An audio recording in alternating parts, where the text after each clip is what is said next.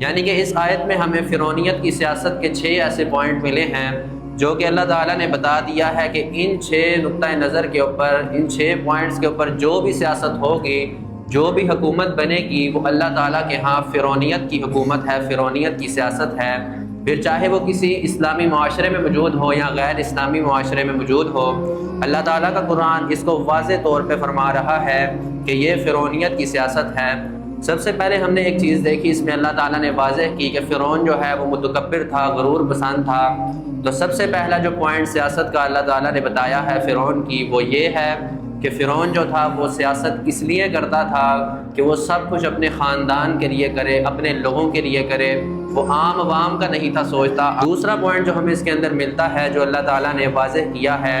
کہ وَجَعَلَ أَهْلَهَا شِيَعًا، کہ اس نے تمام کی تمام امت کو متنفر کر دیا تھا، گروہ بندی میں مبتلا کر دیا تھا۔ یعنی کہ جس امت کو اللہ تعالیٰ نے ایک بنایا ہے، جس امت مسلمہ کو اللہ تعالیٰ نے ایک نبی کی پیروکاری کرنے کا حکم دیا ہے، ایک کتاب کی پیروکاری کرنے کا حکم دیا ہے، ایک رب کی عبادت کرنے کا حکم دیا ہے، فرعون نے اس گروہ کو تقسیم کر دیا تھا، متنفر کر دیا تھا، منتشر کر دیا تھا۔ تیسرا پوائنٹ جو ہمیں ملتا ہے کہ وہ یذبح ابناءہم، کہ لڑکوں کو قتل کر دیا کرتا تھا۔